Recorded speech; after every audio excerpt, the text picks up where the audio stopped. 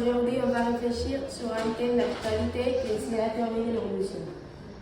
Et donc, il y a des personnes qui ne croient pas dans cette théorie dans laquelle on suppose qu'on vient d'une évolution de signes et qui croient dans le créationnisme.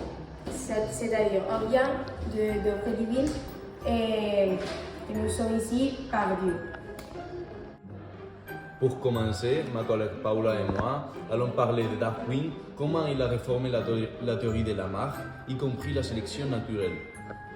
Les pensées de Darwin et Lamarck étaient très différentes car Lamarck pensait que les espèces changeaient par un effort physique. Par exemple, la girafe.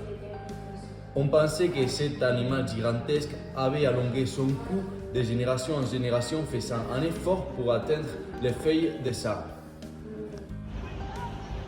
Par contre, Darwin pensait que les espèces ne changeaient pas pour un effort physique, sinon qu'ils les font par la sélection naturelle ou l'hasard. C'est-à-dire les espèces qui vont survivre, ce sont les espèces qui vont s'adapter mieux à l'environnement et ils vont se reproduire et survivre. Les début de la génétique, nous pouvons les trouver au début du XXe siècle. Et avec la théorie de Mendélien, laquelle peut nous expliquer en quoi consiste cette théorie.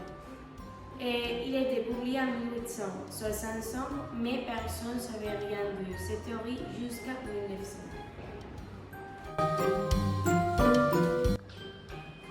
La génétique, c'est la cause de la théorie de l'évolution.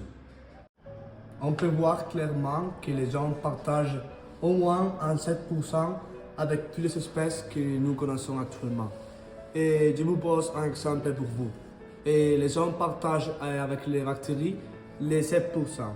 Et aussi autre exemple que je vous pose, c'est que les singes partagent avec les hommes les 98% de l'ADN avec les hommes. Mendel, Russell, Lamarck sont des scientifiques qui ont étudié la théorie de l'évolution et la génétique pendant le XXe siècle. L'évolution s'est produite une fusion entre les chromosomes numéro A et numéro B.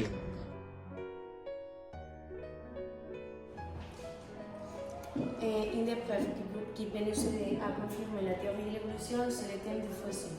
Car chaque fois que quelqu'un cherche des choses, par exemple dans une cave, il peut trouver des différents types de fossiles, par exemple une personne ou des animaux, et il peut voir combien de années ils sont passés à cause de la forme de ces fossiles. Les squelettes, par exemple, que nous avons aujourd'hui là, ce n'est pas les mêmes qu'on a vu avant dans la préhistoire, par exemple. Donc, c'est une évolution qu'on dit cette théorie.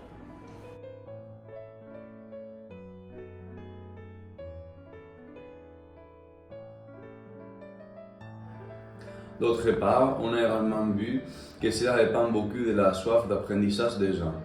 On a l'exemple dans lequel on a interviewé des professeurs avec différents avis.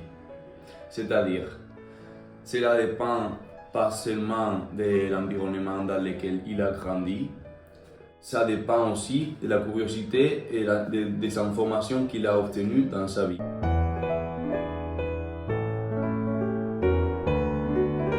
Maintenant, on va interviewer un profesor de biología pour voir son avis. ¿Está convencido de que el ser humano es un fruto más de la evolución? Sin duda, el ser humano es otro animal como cualquier otro y está sometido al mismo, o ha estado sometido a los mismos procesos y a la misma estructura. Por tanto, exactamente igual que cualquier otro. Vale, ¿piensa que venimos de Dios? No. ¿No? No creo que exista Dios. ¿No? ¿Y cuál es tu opinión sobre la teoría de la evolución y Bueno, como cree la teoría de la en evolución? ciencia es que la palabra teoría significa una verdad que ha sido aceptada ya por toda la comunidad científica. Entonces la teoría de la evolución está basada en hechos científicos y para mí es totalmente válida, con sus matices, que tiene que ser, evidentemente va cambiando con el tiempo algunas de las ideas, pero en lo básico no hay nadie que pueda refutarlo hoy en día. Vale, muchas gracias. ¿Está convencida de que el ser humano es un fruto más fruto de la evolución? Vamos a ver, desde mi perspectiva científica estoy totalmente de acuerdo que venimos de la evolución. Sí que venimos de ella. ¿Y qué piensa acerca del creacionismo? Bueno, el creacionismo es como otras muchas religiones, donde de pronto el ser humano aparece por obra y gracia del Señor, ¿no? Y es una manera de...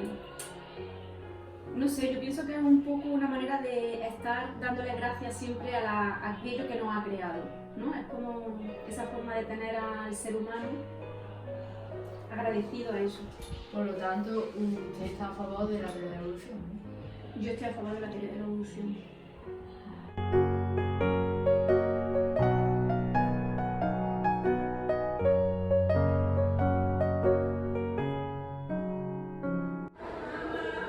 Avec tous ces animaux, on partage les humains de l'ADN, au moins en 7%.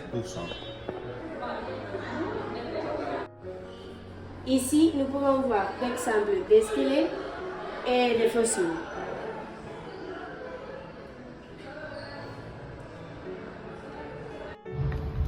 Et qu'est-ce que pense la société? Après avoir réalisé des enquêtes à la rue, on peut voir qu'il y a différentes pensées. D'une part, on peut trouver les personnes âgées ou de différentes religions qui pensent au créationnisme. Et par contre, les personnes qui sont à l'école ou les lycées pensent à la théorie de l'évolution. Bref, tout dépend de l'information qu'on obtient. ¿Cree que venimos del mono? Yo creo que no. ¿Cree que venimos del mono? Yo creo a la gente que estudia y como científicamente parece ser que sí, pues yo sí me lo creo mientras que no se demuestre otra cosa. Eh bien, c'est tout. On a fini de vous avoir exprimé la théorie de l'évolution et de vous avoir donné des preuves qui le montrent. Donc, vous êtes sûr de la théorie de l'évolution? On espère vous avoir convaincu sur ce sujet.